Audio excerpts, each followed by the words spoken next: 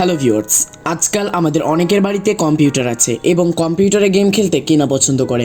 আমাদের তৃতীয় বিশ্বের দেশগুলোতে গেম খেলার প্রবণতা খুব বৃদ্ধি পেয়েছে, বিশেষ করে ইয়াং জেনারেশন এর মধ্যে এর কম্পিউটার হাই কোয়ালিটি গেম খেলতে গ্রাফিক্স কার্ডের প্রয়োজন পড়ে, তাই না?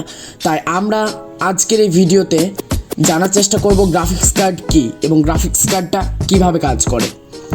তো চলুন শুরু করা যাক আজকের এই ভিডিও। তবে হ্যাঁ, তার আগে শুরু করার আগে একটা কথা বলে নিতে চাচ্ছি, আপনি যদি এই চ্যানেলটিকে এখনও সাবস্ক্রাইব না করে থাকেন অবশ্যই চ্যানেলটিকে সাবস্ক্রাইব করে দিন এরকম টেকনোলজি টিপস ভিডিও সবার আগে দেখার জন্য। আর হ্যাঁ, সাবস্ক্রাইব করার পর পাশে যে বেল আইকনটি আছে সেটি অল নোটিফিকেশনে ক্লিক করে দিন। সো চলুন শুরু করা যাক। আচ্ছা, প্রথমে আসি গ্রাফিক্স কার্ডের পরিচিতি সম্পর্কে। গ্রাফিক্স কার্ড আসলে কি? গ্রাফিক্স কার্ডকে আমরা ভিডিও কার্ড কিংবা ডিসপ্লে কার্ডও বলে থাকি।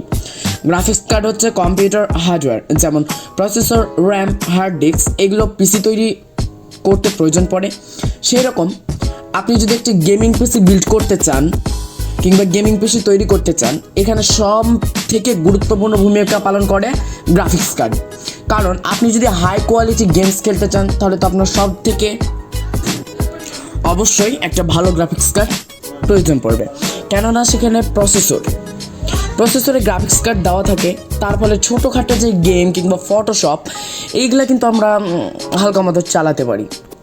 কিন্তু সব থেকে মেন বিষয় যেটা হচ্ছে হাই কোয়ালিটি গেম, যেমন GTA 5, সাইবার পাঙ্ক, তারপরে অ্যাপেক্স লিজেন্ড, এই গেমগুলো খেলতে কিন্তু ভালো মানের একটা গ্রাফিক্স কার্ড লাগবে। গ্রাফিক্স কার্ড থাকলে হবে না, সেটা হতে হবে ভালো মানের। গ্রাফিক্স কার্ড কীভাবে কাজ করে, এই যে এতগুলো প্রসেসিং যে চালু হয় কম্পিউটারে, এতগুলো যে করে, তো এই গ্রাফিক্স কার্ডটা আমাদের পিসিতে কীভাবে রান করে কিংবা কাজ করে, আসুন এটাও আমরা জেনে নিই।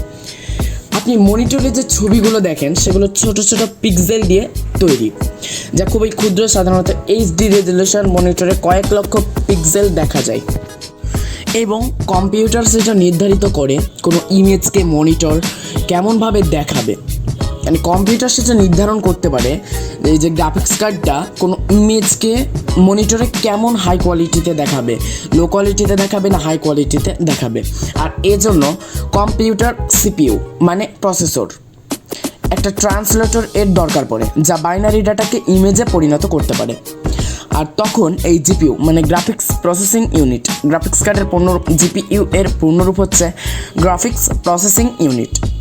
আর তখনই এই গ্রাফিক্স কার্ডটা কাজে আসে বাইনারি ডাটাকে কনভার্ট করে মনিটরে শো করানো।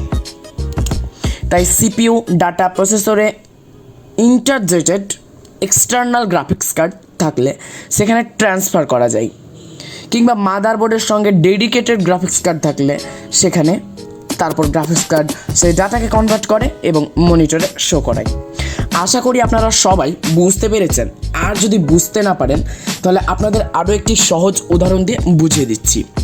সো দেখুন, আপনার কম্পিউটারকে মনে করুন একটা কোম্পানি এবং সেখানে অনেকগুলো ডিপার্টমেন্ট আছে।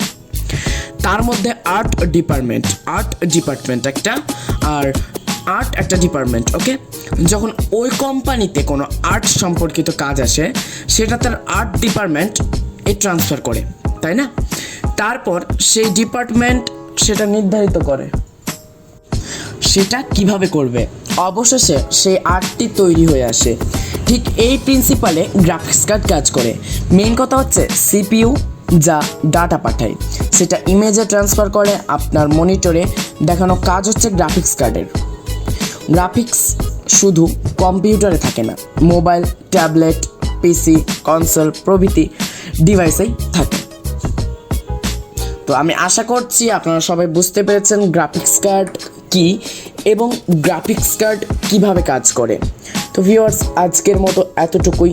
আমি আশা রাখছি জানতে পেরেছেন গ্রাফিক্স কার্ড কী। তো এই ভিডিওটি ভালো লাগলে অবশ্যই একটি লাইক করবেন, কমেন্ট করে জানাবেন যদি কোনো জায়গায় বুঝতে সমস্যা হয়। আর অবশ্যই এই চ্যানেলটিকে সাবস্ক্রাইব করে পাশে আসা বেল আইকনে ক্লিক করে দিন। ধন্যবাদ সবাইকে।